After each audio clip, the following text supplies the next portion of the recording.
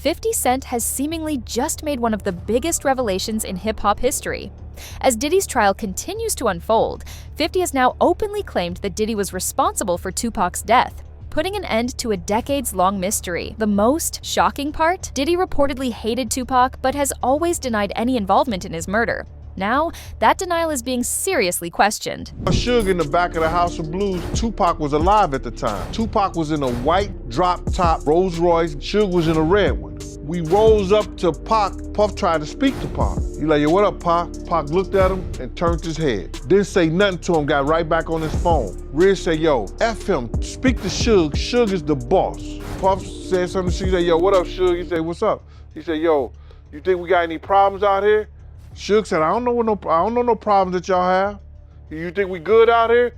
He said, you should be. Suge just, I don't know any problems you got, bruh. And Pac was alive then. Tupac hit us with Hit 'Em Up, and that joint was cold. I had to make the call to Biggie, and I said, we not gonna respond. Somebody's gonna get hurt. Hopefully trying to see me weak, hearts I rip. Biggie Smalls and Junior Mafia, some more. New court documents show that PPD Davis accused Sean Diddy Combs of paying $1 million for the of rap icon Tupac Shakur. RP, rest in peace, Biggie.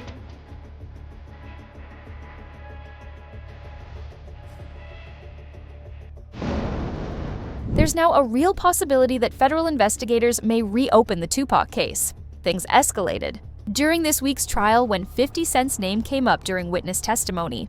The person who mentioned him was Capricorn Clark, a former assistant to Diddy who worked her way up to a high-level position in his clothing brand, Sean John.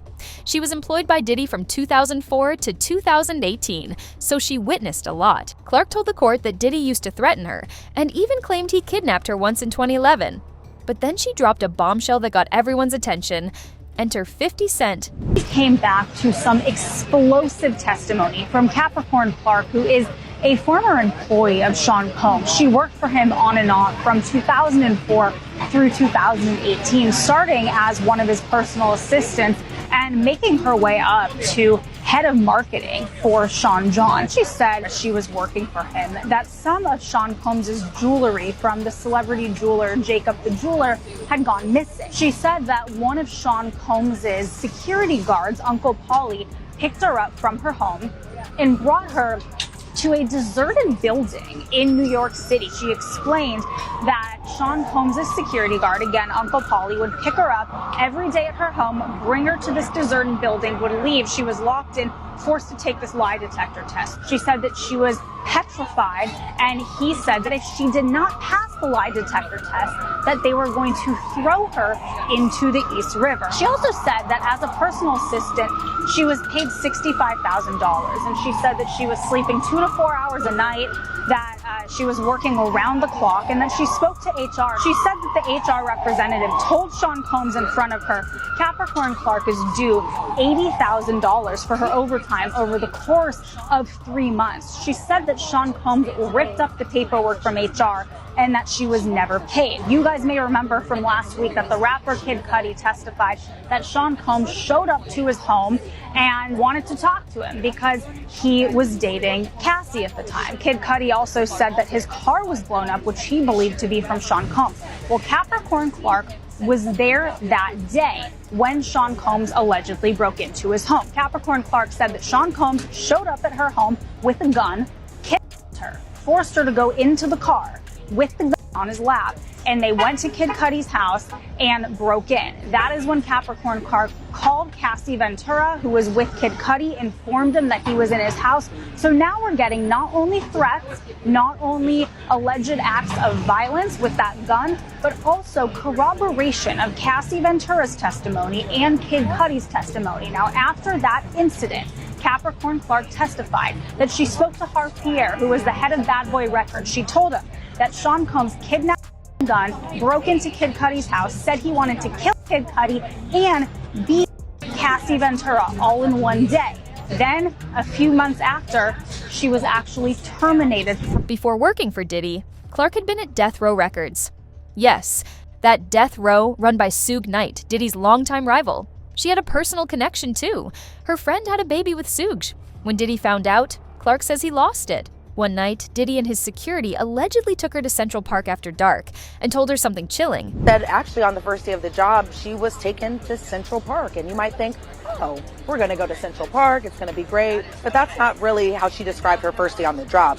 She said she went there with Sean Combs, Diddy, and she also went there with Paul Alford. Now, who is Paul Alford? He's actually the security guard that we've known about for a number of testimony, right? But she's actually talking about Uncle Paulie. And so she said that she was brought to Central Park with them. And then she kind of gets into why they would go to Central Park. And it was essentially to threaten Capricorn Clark. Why? Because she actually used to work with Death Row. And who was the CEO of Death Row? That is Suge Knight, one of Diddy's many arch nemesis. And so she said that she described her previous relationship with Suge Knight as he is actually the father of her best friend's children. So she does not have a personal, intimate relationship with Suge Knight necessarily, but she just knows of him and knows him a little bit closer, mainly because of her best friend, and that he is the father of her best friend's children.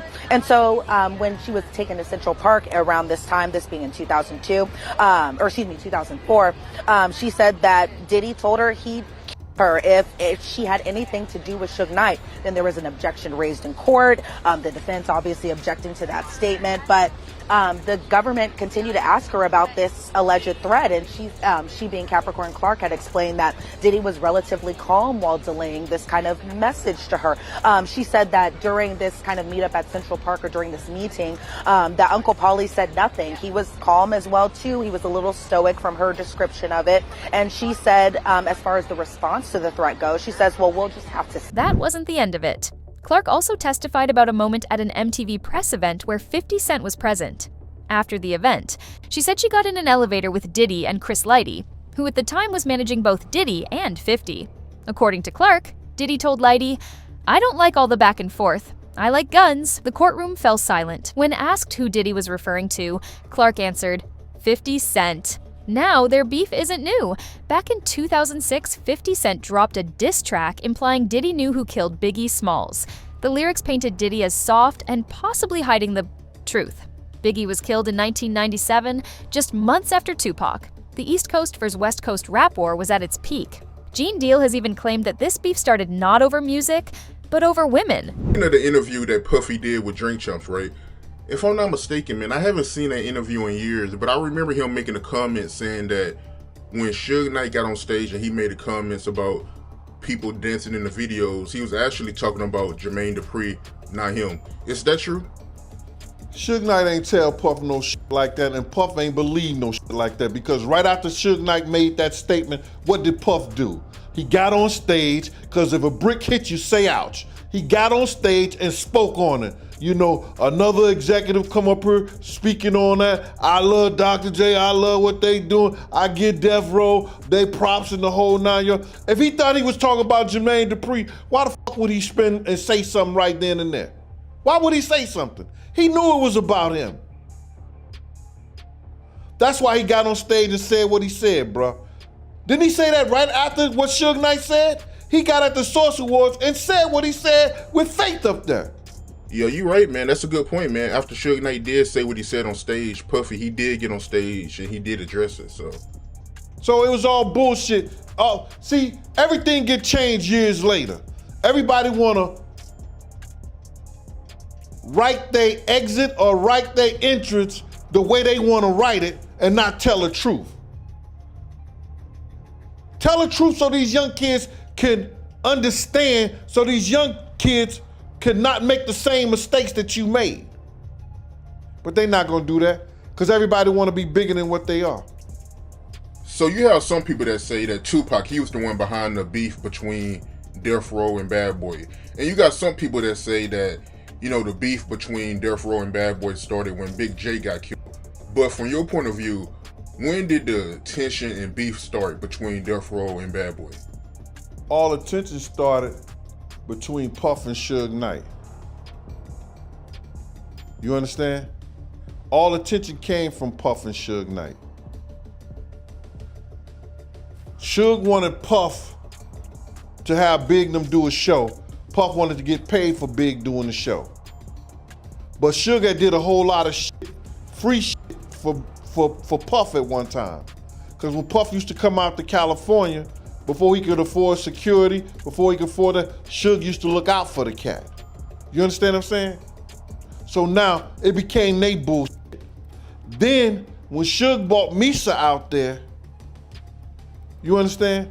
When Suge bought Misa out there and talk about what the East Coast won't take care of, the West Coast will, then Jake, you know, Jake being by Jason, you understand? And they making that bull up like Bad Boy had something to do with it.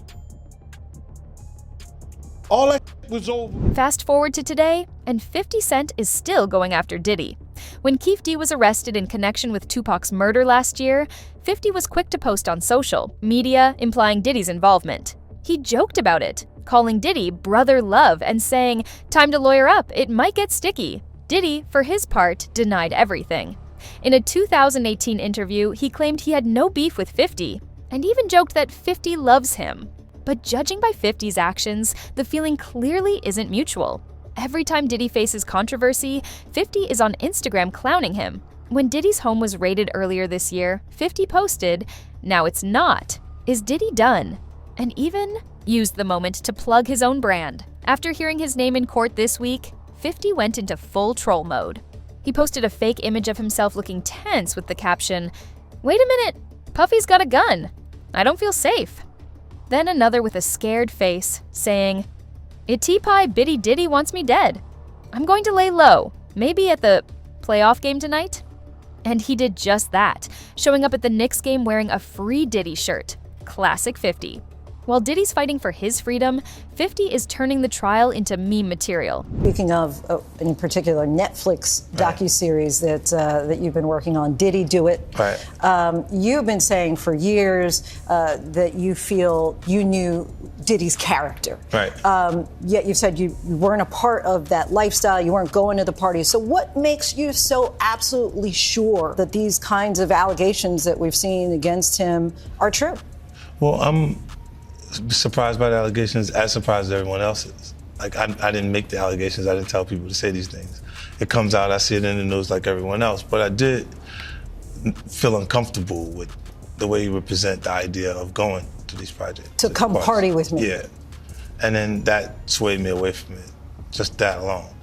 So you didn't realize as much stuff was coming. Like, when I seen today, it was allegations of 3 men that said he drugged them, and it's a long time, to be honest with you. Like, when people don't remember being violated for 20 years, it makes me feel a little hard. What are your thoughts on the allegations against Jay-Z?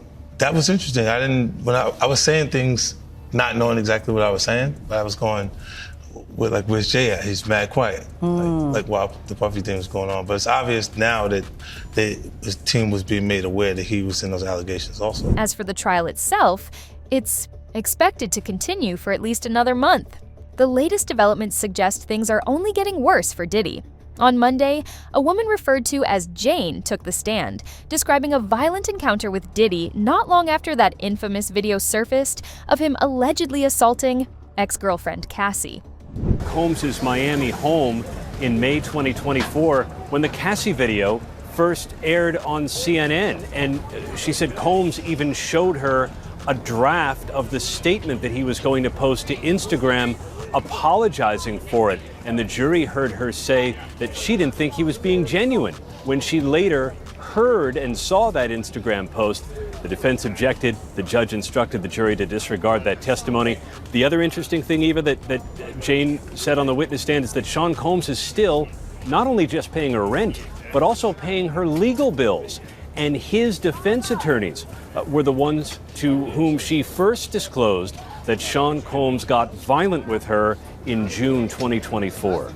Okay, Cassie Ventura Combs' was not in court today, but her civil suit against Diddy came up today. Why was that?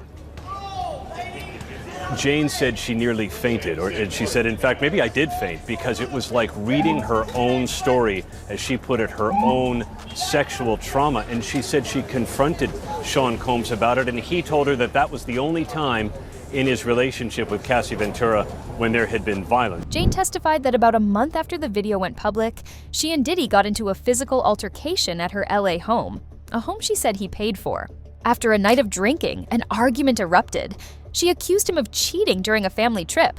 At one point, when Diddy bent down to tie his shoe, she said she slammed his head into a marble counter. Because when you combine it with that she's on the stand, and remember, I'm in a main courtroom where she's testifying, she is talking so softly. She refuses to look up, even at the person that is asking her the questions, and she is crying like every 5 minutes. So when you combine him talking so aggressively to her in these voicemails, like to us, it'd be like, nah, you ain't talking to me like that. But to a person that the jury is seeing, it's like, oh, wow. Yeah, but they also heard that she started physical fights, smashed his head into a marble counter, punched him, threw wax and hot oil at him. But they heard that as well, so she's capable of that as well. And here's a guy saying, you saw me on social media with another woman. Let's not get crazy about this. I'm single. I can do what I want, but I'm telling you the truth. Again, that doesn't sound criminal. I think that rings truer in people's ear as something they've heard before of a trifling man. But also, they're not looking at that testimony singularly. They're looking at the entire case. They're looking at the Cassie video, so they're listening to everything. Perhaps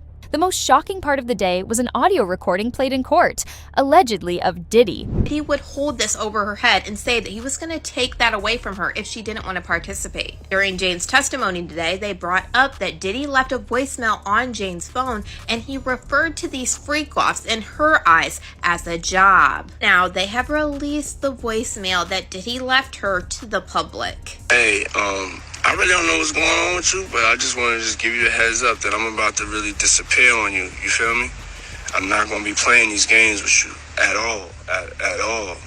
So I don't know. You think you silent treating me, and you think I'm going to be, nah. You'll have a rude awakening. You'll just have silence. And ain't nobody threatening you, and I ain't trying to go back and forth with no woman. You know what I'm saying? I'm telling you, I ain't got no time for no games. Where my life is at right now, I don't have no time for no games, baby girl. Me and you could be mad, I could have a spat, we could have whatever. Then after that, you better get on your job. That's really, that's all it is. Cause you got me on my job. Nah, it ain't never gonna work like that over here. You know what I'm saying? I was trying not to leave this message, but you have left me no choice. So either you go in the direction of like moving on and like that, or you like just like have me just keep moving. Ain't no threat, I'm just being clear. I can't do this with you. Which appeared to be absolutely damning. Jane also said that afterward, Diddy calmly took a shower, told her to apply ice to her injuries, and asked her to put on lingerie. Then, she claimed, he called over a male escort. Gave her a love bracelet and told her that he would send her money at the end of the trip. And not just any money, not a couple like $50 or $100, maybe even $1,000. No, it was a lot of money. It was $10,000 that he said that he was going to send her at the end of the trip just to have it, just to have $10,000, which must be pretty nice for someone to send $10,000 just because. But during the trip, Jane said that she started to use some types of drugs, including ecstasy. She said she had taken it before, but that Diddy was the one who suggested it at various points during the trip, like 10 times, as she said, and said that he had opened his hand, a pill was there, and said, take this, it'll be more fun. And then she said her body began convulsing during this trip. She fell to the sand, and that Christina Coram and the butler had to put her in a lukewarm shower. And then she said every other day that while on this trip that they would take this ecstasy pill, I should say. And so it seemed like that was kind of the start of the relationship. One, drugs, but also a lot of money kind of being thrown at her just right at the beginning. But according to Jane, she was just head over heels during this. So I don't hear trafficking yet. I don't hear that force, fraud, coercion. However, starts talking about, giving drugs when having sex, other people, his associates taking care of her. You're starting to see the flavors of then maybe things of value being given in exchange for sex acts. Why do I say that? Because then she talks about a change. She talks about a change in their sex life, right? Yeah, she did. And she really started getting pretty emotional at this point, where you could hear her voice kind of shaking, as well as she started crying while she was on the witness stand. And this change in their relationship happened in May of 2021. And that was when Diddy started talking about fantasies at this point. Jane had said, he wanted me to talk about other men. Do you like what you see? Pretend it's here. And this is while the two were watching pornography together. She had explained that Diddy was the one who initiated the fantasy talks and that around this time, Jane had been awake for 24 hours. She was doing drugs like ecstasy and Diddy's legal team has since filed 2 requests for a mistrial. Over the weekend, they submitted another one, this time targeting witness Brianna Bongolan. Bongolan had claimed Diddy held her over a balcony at Cassie's apartment in 2016. Diddy's lawyers argue that both she and Cassie lied and that the prosecution used those claims to introduce evidence that shouldn't have been admitted.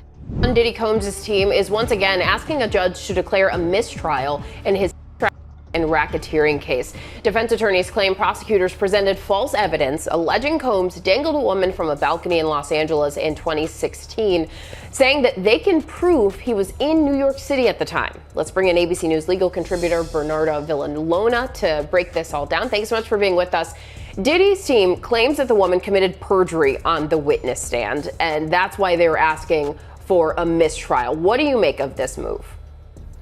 Yeah, so I was in the courtroom when this witness was testifying and when the defense attorney, Ms. Westmoreland, confronted this witness with the travel arrangements where Sean Combs was in a different state when she alleged that she was dangled over this balcony. So in terms of what the defense is trying to do, they're trying to prevent a miscarriage of justice. They are asking the judge to step in and not to wait and see what a jury would do, because now they've shown a pattern of prosecutorial misconduct by this prosecutor. Number one, with the insinuation that Sean Combs has something to do with paying off LAPD to get rid of evidence, and now with condoning this perjured testimony. So yes, they're asking for the judge to step in now and make a decision and not to wait to see what a jury would do. Also to remember that they're doing this now because they are doing 2 things. They're also trying the case in front of a jury, but if there is a conviction, they want to make sure that they have brought this issue up before this judge, so that way an appellate court can review this decision. Okay, thank you for explaining that context there. And prosecutors, they are expected to respond to the mistrial request before court resumes tomorrow. What do you anticipate will happen? So on this specific issue, I think the judge is going to deny the defense's request for a mistrial. The reason being because they're dealing with something having to deal with the credibility of a witness. The jury is the finder of fact. They are the ones that determine the credibility of witnesses. So that being the case, the judge is going to say that it's up to the jury to determine the witness's credibility, that being of Cassie Ventura, and also of this witness that supposedly gave perjured testimony. So they're going to leave it. The judge is going to let the jury to decide and going to deny the defense's request. Last month, they also asked for a mistrial when it was discovered that fingerprint evidence had been destroyed following a car bombing at Kid Cudi's home. That request was denied.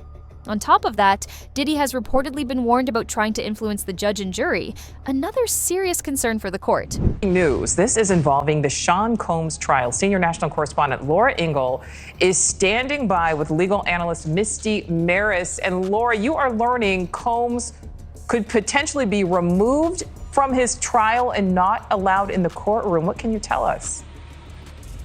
That's right, Nicole. This has just happened in the last few minutes, and this would be a huge development if he is removed for the rest of the trial. And what has happened here, as we are going through the cross-examination of one of Cassie Ventura's friends, who we've been telling you about, Brianna, who has been on the stand, Sean Combs has been, according to the judge, vigorously nodding during some of this cross, engaging with jurors, or at least appearing that he's trying to, looking at jurors. That is not allowed. And as you mentioned, legal analyst Misty Maris is here. I'm just going to scoot her in. This is breaking news, so we're just bringing her right in because we're here at the courthouse together. You just came over to tell me what the judge said. Explain to us what this means. Yeah, so this was huge because what the judge admonished the defense team, saying that Combs had been engaging with the jury, meaning that he's making direct eye contact with the jury and having a reaction, nodding his head. The judge said this is jury interference. It's to influence the jury, and actually referenced that the defense was warned not only today during Bongolan's testimony, but also had been warned previously during the testimony of George Kaplan. So this feeds into a federal rule which relates to disruptive conduct by the defendant in the courtroom. And the rule says that if somebody is warned by the judge, the defendant is warned, but the conduct continues, one of the consequences could be removal from the courtroom for the remainder of the trial. And Laura, that is of huge consequence to the defense. Yeah, and all along we've been seeing Sean Combs, passing notes, and that's allowed with his defense. He's been very active. He's been paying attention, and we have heard of him nodding along during some of the testimony, but this is something different. Correct. So engagement with your attorneys, passing notes during testimony, even being a bit reactive to witness testimony, looking at the witness and perhaps having a reaction and looking engaged, all fine. It's when it comes down to engagement with jurors and something that could tend to influence them in some way. And what the court looks at is their influence or intimidation. Is that what the defendant is doing, and could it have that impact? So here the judge was taking a very strong stance. And keep in mind, from the defense perspective, that would be the most severe consequence, removal from the courtroom, because every defendant has the right to face their accusers. Gene Deal has gone on record saying he believes something more sinister might be happening, and that Diddy could be planning something behind the scenes. His mind is gone, bruh. You know what I'm saying? I've seen him say stuff to the judge. I want to go to break now. And the judge said, okay, we'll break. And I'm looking like, damn. So this time, but the judge, he took that upon himself, but he didn't take it lightly when he went at the jury. Diddy looked at the jury in a way and just started nodding his head, like when a certain person was giving their testimony. So when he was doing that, the judge immediately stopped because it seemed like he was trying to either antagonize or he was trying to throw some kind of sign or say something to the jury that the judge wasn't even going for, bro. The judge stopped him right there. And he told he addressed to their lawyers, the next time Diddy make any kind of eye contact with the jury and nod his head, yes, no, maybe, or anything, he'll be hearing about the trial from his jail cell, because he will not be allowed back in court. The judge said next time. So he probably let Diddy get away with it to see how far he was going to do it, but then he said, nah, we're not having this. Because you got to realize the jury is not sequestered. They go home every day. And he's known for tampering with witnesses. If you go through the trial right today, you see how he was trying to tamper with some of the people by having security, D-Rock, and other people talk to them. They are saying that in their testimony. So the judge is very aware of the fact, by hearing the testimony of some of the witnesses, that he was trying to tamper with the investigation. So now, they also know the history with his other cases that were state. And I was there, and I know for a fact, they was about to pay off a girl that was on the witness stand on that Shine thing. So my whole thing about it is that they are aware that he's capable of trying to get to people in the witness, whether it's a witness or whether it's a juror. So, what do you think? Can Diddy survive the latest bombshells dropped in court? Let us know in the comments below.